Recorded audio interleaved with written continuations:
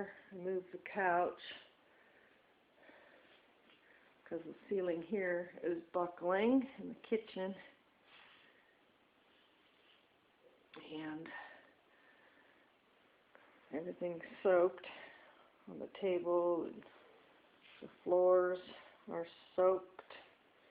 Everything here is soaked up.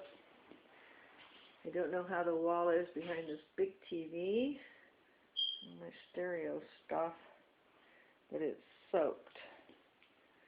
And then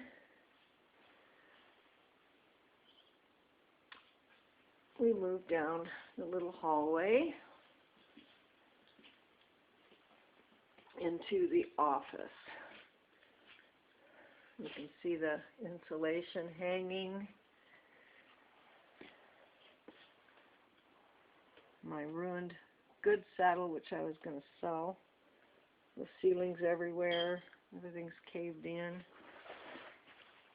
My computer, the desk, everything has caved in. The chair's still dripping. And there is my attic wood.